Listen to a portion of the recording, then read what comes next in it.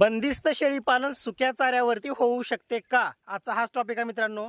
तर बघा सध्याला उन्हाळा दिवस चालू आहे. आता सध्या उन्हाळा दिवस चालू आहे. बोरला सुद्धा बघू शकता, तुम्हाला दाखवतो मी. पाणी सुद्धा बघा, तुम्ही बघू शकता पाणी सुद्धा भरपूर कमी झालेलं आहे बोरचं. आणि हा जो चारा आहे संपूर्ण तिकडे बघा सुवाबूळ संपूर्ण वाळून गेलेली आहे.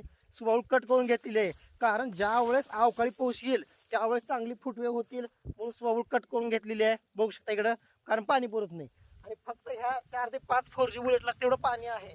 म्हणजे इतकी पाण्याची कमतरता आहे सध्या, भरपूर पाण्याची कमतरता आहे. अनेक महत्वाची गोष्ट म्हणजे बघा, आता इकडे बघा संपूर्ण जो रेड नेपियर जो आहे संपूर्ण रेड नेपियर वाळून गेलेला आहे, बघू शकता. आणि याला नुसते काटे आहेत सध्या, म्हणजे याची कापणी सुद्धा करू वाटणं झाले, एवढी बेकार हलवून गेले आहे रेड नेपियरची. आणि सर्वात महत्वाचं बघा, आपण भरपूर बियाणं वगैरे लागवड केलेलं होतं. 3-4 किलोचं मेथी जो लावलेला होता, संपूर्ण मेथी घास वाळून गेलेला आहे. बघू शकता इथं तुम्ही किती जबरदस्त कापण्या घेत होतो. मागची व्हिडिओ बघा, 6वी 7वी कापणी, 4थी 3री. बघू शकता संपूर्ण जो मेथी घास आहे तो वाळून गेलेला आहे, म्हणजे चारा जो आहे तो नष्ट होऊन गेलेला आहे पूर्ण. हे बघा, ह्याकडे त्याकडे जी स्मार्ट नेपरची सरी होती त्याची सुद्धा कापणी झालेली आहे. आणि ह्या साऱ्या 2-3 सऱ्यांतर पाणी सुद्धा पुरत नाही. जे आता लागवडचे केलेले गवत आहेत ह्याच 2-3 सऱ्यांना तेवढंच नॉर्मल पाणी आहे आणि त्याच्यावरती सध्या संगोपन चालू आहे. पण ऐकून घ्या अगोदर, हे बघा 70% शेळीपालन हे सुक्या चाऱ्यावरती, 100% म्हणजे 70% शेळीपालन सुक्या चाऱ्यावरती चालतं. आणि 100% शेळीपालन सुद्धा सुक्या चाऱ्यावरती चालू शकतं मित्रांनो. बघा, सुक्या चाऱ्यामुळे तुम्हाला फायदे सांगतो. पहिली गोष्ट, वेट गेन, शेळ्यांना दूध वगैरे व्यवस्थित येतंय. आणि सगळ्यात महत्त्वाचं, रोगराई कमी येत असते मित्रांनो. संपूर्ण पावसाळा जरी तुम्ही सुका जरी चारा वापरला तर काहीच अडचण येत नाही शेळ्यांना. शेळ्या एकदम टणटण राहतात, निरोगी राहतात. शेळ्यांना जुलाब लागणं किंवा भरपूर ज्या काही अडचणी आहेत त्या अडचणी येत नाहीत मित्रांनो, कधी पण लक्षात असू द्या. आणि महत्त्वाची गोष्ट तुम्हाला सांगतो मी, बऱ्याच जणांना असं वाटतंय की बाबा 12ही महिने शेळीला म्हणजे बंदिस्त शेळीला म्हणजे हिरव्या वगैरे लागतातच, पाण्याचं व्यवस्थापन पाहिजे. हे बघा, ज्या वेळेस सीझनला तुमच्याकडे पाणी आहे 2-4-5 महिने जे काही, त्यावेळेस तुम्ही देऊ शकता. समजा पावसाळ्यात बाबा आहे आमच्याकडे पाणी, त्यावेळेस तुम्ही खाऊ घाला, काहीच अडचणी हिरव्या वगैरे. पण हिवाळ्यामध्ये तुरीचं गोळी ज्यावेळेस त्रास वगैरे होते तुरीचं, म्हणजे जानेवारी डिसेंबर एंडिंग, जानेवारीच्या स्टार्टिंगला, त्यावेळेस स्टोअर करून तुम्ही तुरीच्या गोळीवरती संगोपन करू शकता अख्खा उन्हाळा. किंवा समजा कडबा वगैरे आहे, आता कडब्याचा तुम्हाला सेपरेट व्हिडिओ पाठवतो, उद्याच कडबा येणार आहे आपला. मग कडब्याच्या तुम्ही व्यवस्थित कडबा कुटी केली, व्यवस्थित गूळ वगैरे त्याच्यावरती मीठ मिक्सर वगैरे मारून ठेवलं, त्या ठिकाणी ते तुम्ही पावसाळ्यामध्ये वापरू शकता. आणि एवढा जबरदस्त आणि एवढा भयंकर रिझल्ट आहे ना, एकदम एकदम छान रिझल्ट आहे त्या सुक्या चाऱ्याचा. त्याच्यामुळे सांगायचा उद्देश एवढाच आहे, बघा काहीतरी खायला एक आपल्या शेळ्यांना काहीच नाही. सध्याला पाणी वगैरे नाही असलं, एक तर एवढं टेम्परेचर आहे आणि ह्याच्यामध्ये चारा काहीच नाही. शेळ्यांना चालू आहे फक्त कडबा आणि खुराक, फक्त कडबा आणि खुराकावरती बंदिस्त शेळीपालन चालू आहे. पण आता माझं चालू आहे कशाच्या जीवावर, मी खुराकामध्ये मिनरल मिक्सर ॲड करतो, हिमालयाचं 32 पावडर ॲड करतो. शेळ्यांना कॅल्शियम, मल्टीव्हिटॅमिन, आपलं लिव्हर टॉनिक असो, वेळचं वेळ डिवर्मिंग असो, किंवा आपलं शार्कोफेरॉल वेट, जेणेकरून पिलांचं वगैरे संगोपन चांगलं व्हावं, हे सुद्धा तुम्हाला करता आलं पाहिजे मित्रांनो. याचा अर्थ असं नाही किंवा हां बरोबर आहे 70% शेळीपालन ह्याच्या आपलं सुक्या चाऱ्यावरती चालतंय, कुठेतरी एखादी चारा हिरवा असेल तर बी चालतंय, बंदी शेळीपालन 1 नंबर चालतंय, अशातला काहीच विषय नाही. तुमचं नियोजन पण तसं पाहिजे. मग तुम्ही कुठेतरी एक वैरण टाकताय आणि त्याला नुसता युरिया खात, आता ह्या गवताला युरिया खत मारलं, पाणी दिलं, 15 दिवसात कापणीला येते, ढिगारं वाढतंय, बरोबर. पण ह्याला लेंडी खतावरती व्यवस्थित व्यवस्थापन करून, ह्याला म्हणजे शेणखत असो, गांडूळ खतावरती याचं नियोजन करून, चांगला न्यूट्रिशनयुक्त जरी चाऱ्याची जोड दिली तुम्ही, आपलं 4G बुलेट असो, सुबाबूळ असो किंवा तुत्ती असो. आता तुत्ती सुद्धा लागवड करायची पावसाळ्याच्या सुरुवातीला, तिकडं तो सुद्धा व्हिडिओ तुम्हाला मी त्यावेळेस लागवडीचा टाकणार आहे. सांगायचा उद्देश एवढाच आहे की चालतंय भरपूर, तुम्ही 4 ते 5 प्रकारच्या हिरव्या वैरणी झाल्या, 2-3 प्रकारचे सुके चारे झाले, मग तर जबरदस्त नादच खोळा, 1 नंबर शेळीपालन चालते.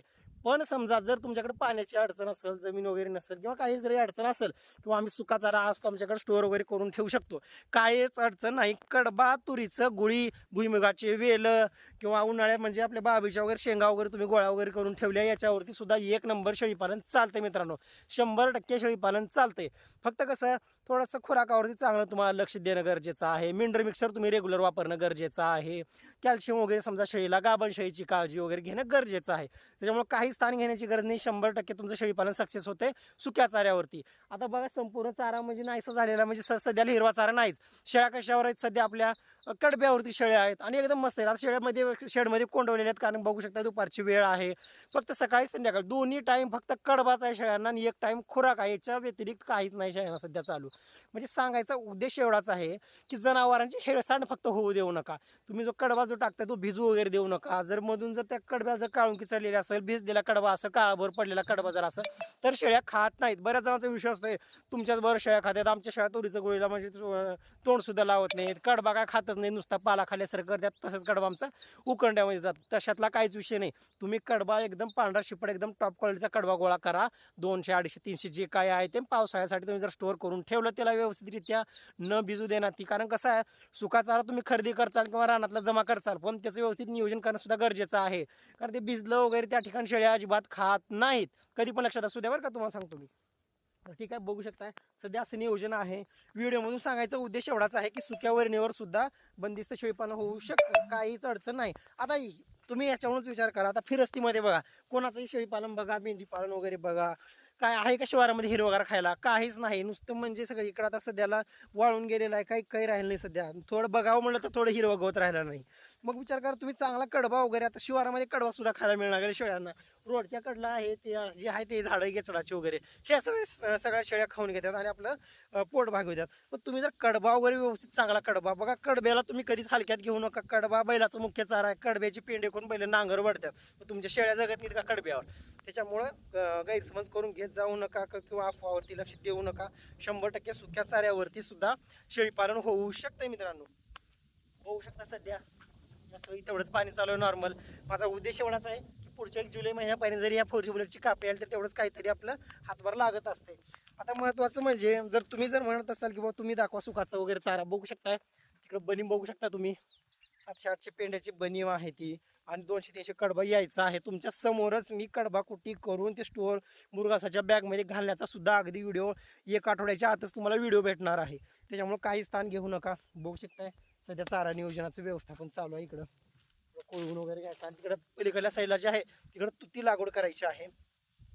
बघा हिरव्या वहिनी तर असायलाच पाहिजे. फक्त सांगायचा उद्देश एवढा आहे. आता बघा बंदिस्तमध्ये तुम्हाला एक गोष्ट सांगू का, बंदिस्तमध्ये फायनल जो चारा आता बघा फिरस्तीमध्ये जो चारा आपल्या शेळ्यांना भेटत असतो, जो न्यूट्रिशनयुक्त चारा फिरस्तीमध्ये शेळ्यांना भेटत असतो, म्हणजे कसं आता 12 प्रकारच्या वनस्पती ज्या शेळ्या खाऊन आपलं पोट भागवतात ते आपल्याला औषधामार्फत देणं गरजेचं आहे. विषय संपला. दुसरं काय विषय आहे का याच्यामध्ये? अहो एका चाऱ्यावरती सुद्धा संगोपन होते जर तुम्ही जर मल्टीव्हिटॅमिनची वगैरे जोड दिली तर. पण आपण करतच नाही. कॅल्शियम पाहिजे तर आपण जंतनाशक देत नाही, जंतनाशक दिलं तर लिव्हर टॉनिक देत नाही, आणि दोन्ही दिलं तर आपण खुराक देत नाही. असं काय तर म्हणजे चुका होतात आपल्या शेळीपालनामध्ये. त्याच्यामुळे व्यवस्थित नियोजन करा, व्यवस्थित अभ्यास करा शेळीपालनाचा. शेळीपालन सोपंच आहे मित्रांनो. काही अडचणी असेल तर नक्की कमेंटमध्ये विचारत चला. थांबू इथंच. तोपर्यंत जय हिंद, जय भारत.